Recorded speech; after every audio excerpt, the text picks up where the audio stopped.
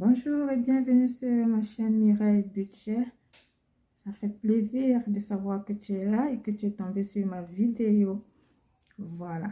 Aujourd'hui, nous allons voir comment définir et calculer son budget. Donc, j'ai essayé d'écrire un peu là pour essayer de vous expliquer comment est-ce qu'on définit ou bien qu'on calcule son budget. Alors, pour ma part, qu'est-ce que le budget d'abord? Le budget, c'est le montant d'argent dont on dispose pour subvenir à nos besoins. Alors, qu'est-ce que moi je fais par exemple? Quand je reçois mon salaire à la fin du mois, mon budget, je le divise en deux. Disons qu'il est complété, il est divisé en deux. Il y a les dépenses fixes. Les dépenses fixes qui sont par exemple le loyer, le téléphone, l'eau, l'électricité, le transport, les taxes pour la télé et une certaine épargne que je considère comme dépense fixe parce qu'il permet d'épargner automatiquement tous les mois. Voilà. Donc voilà en ce qui me concerne. Et en dehors des dépenses fixes, j'ai des dépenses variables qui sont l'alimentation, les vacances, les loisirs, la beauté, restaurant, santé, les vacances scolaires des enfants par exemple, et les vêtements. Pourquoi je les appelle des dépenses variables? Ce sont des dépenses variables parce que si nous prenons par exemple le cas de l'alimentation, c'est chacun qui fixe son montant. Ça veut dire le montant que j'ai décidé que c'est ça que sera pour mon alimentation, je l'ai fixé moi-même. Ce n'est pas une obligation, c'est moi qui l'ai décidé ainsi en fonction de mes revenus. Et c'est ce que j'aimerais, je sais pas, ce que j'aimerais partager avec vous. Voilà. Donc, c'est chacun qui fixe son montant. Les vacances, par exemple, elles ne sont pas obligatoires. Si, par exemple, dans votre budget, dans votre budget, les vacances, par exemple, on n'est pas obligé d'aller en vacances chaque année. On peut renvoyer les vacances, on économise encore un peu plus et on se dit, ok, une fois tous les 2 ans, on s'offre des vraies vacances. Voilà. Il y a les loisirs, ce sont aussi des choses que je prends comme dépenses variables parce que loisirs, ça dépend. Une promenade peut être un loisir et ça ne coûte rien. On profite de la nature et c'est gratuit. Voilà. Donc, il y a la beauté, il y a le restaurant, qui pour moi est aussi une dépense variable parce que non obligatoire. Aujourd'hui, il y a beaucoup même pour ceux qui ne savent pas faire la cuisine, il y a beaucoup de sites sur Internet ou bien sur YouTube là, qui font des vidéos cuisine et tout. Donc, ça fait que les gens peuvent essayer tu peux même regarder et apprendre en même temps et en essayant des recettes de cuisine. Et ça fait toujours plaisir. Voilà. Donc, il y a le domaine de la santé. Pour moi, ce domaine de la santé, ce n'est pas un domaine qui rentre dans mon budget. Parce que moi, ma carte de santé, elle fait partie des dépenses fixes et elle est payée automatiquement. Donc, elle est coupée automatiquement de mon salaire. Donc, mais je sais qu'il y a il y a aussi des gens qui m'écoutent, qui vont peut-être suivre cette vidéo, qui sont en Afrique.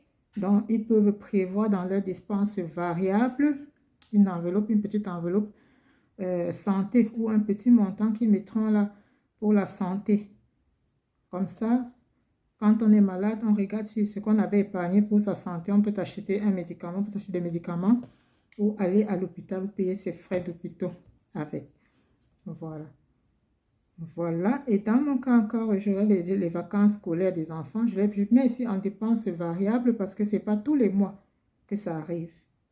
Ça n'arrive pas tous les mois, mais pour celui qui est prévoyant, il peut prévoir, il sait que, ok, les enfants auront peut-être en fin d'année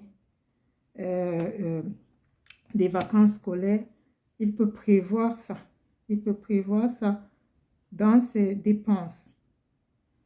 Voilà, ça veut dire qu'il commence tous les mois un peu à épargner. Et aussi, ensuite, en ce qui me concerne, il y a les vêtements. Voilà, il y a les vêtements. C'est une dépense variable. Pourquoi? Parce que c'est une dépense non obligatoire. Elle peut être, peut-être dans certains cas, un peu obligatoire pour les enfants, mais ce n'est pas une dépense qu'on fait tous les mois. On peut décider de faire les courses aux enfants peut-être tous les 3 mois. Et pour nous, les adultes, en principe, on ne fait franchement pas grand-chose avec les vêtements. Donc, les vêtements des adultes, ça dure plus. Les enfants, ils jouent de temps en temps, ils vont tomber, ils vont se tirer, ils vont déchirer, ainsi de suite. Donc, les vêtements des enfants, ça se gâte plus vite. Donc, mais ce n'est pas pour autant qu'on on va dans les magasins, on ira dans les magasins tous les mois pour les acheter les vêtements. De toutes les façons, moi, je ne le fais pas tous les mois. Donc, ça reste une dépense variable. Donc, on peut décider de soi-même si on l'a fait à un moment X ou Y. Voilà. Donc, voilà, c'est comme explication.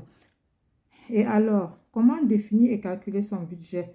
Une fois que vous avez votre salaire et que vous avez défini les dépenses fixes, donc vous avez traqué toutes vos dépenses, vous avez défini les dépenses fixes et vous avez maintenant reclassé d'un autre côté les dépenses variables. Qu'est-ce que vous faites? Si par exemple, j'ai une somme de 1000 euros en fin d'année, en fin du mois, pardon, je soustrais de ces 1000 euros toutes mes dépenses fixes. Toutes mes dépenses fixes. Donc, c'est quelque chose qui doit se faire directement lorsque vous avez votre salaire. Lorsque tu as ton salaire, il faut enlever directement toutes les dépenses fixes. C'est ça qui permet de ne pas avoir des impayés. Donc, une fois que vous avez enlevé toutes les dépenses fixes, si par exemple j'ai 1000 euros et que mes dépenses fixes s'élèvent à 600 euros, donc il me restera 400 euros de dépenses, 400 euros à dépenser. Donc, chaque fois que vous faites ça directement au début du mois, vous enlevez tout le reste qui est considéré comme dépenses fixes. Il va vous rester maintenant tout ce qui restera, qui sera l'argent que vous pouvez dépenser. C'est ça qu'on appelle les dépenses variables. Parce que ce sera maintenant l'argent que vous avez le droit de dépenser. Et alors, et avec cet argent, vous établirez donc votre petit budget de dépenses variables. Vous pouvez faire des systèmes des enveloppes. Celui qui n'a jamais entendu parler des systèmes des enveloppes et qui me suit là maintenant, il peut regarder dans les vidéos que j'ai déjà faites pour voir comment on établit, comment on fait ce système des enveloppes pour permettre de gérer son budget, de gérer égal quel montant vous avez, de gérer ce budget. Voilà. Et aussi, et même d'épargner, parce que ici, là, nous allons parler beaucoup plus d'épargne, comment faire pour épargner. De gérer ce budget jusqu'à réussir, si ça reste, à épargner ce qu'il reste. Donc, voilà ce qui est un peu comme explication en ce qui concerne cette vidéo. J'espère que la vidéo vous aura plu. Si vous avez des questions, laissez-moi en commentaire. Ce sera peut-être l'occasion d'une autre vidéo pour vous expliquer, pour répondre à vos questions. Alors, si tu n'es pas encore abonné à ma chaîne, je te prie de bien vouloir t'abonner, d'appuyer sur la cloche de notification pour recevoir d'autres vidéos et d'autres explications de ce genre qui pourront peut-être t'aider toi aussi à te lancer dans ce système des enveloppes, cette course vers l'épargne pour la réalisation des projets futurs. Bonne journée. Merci.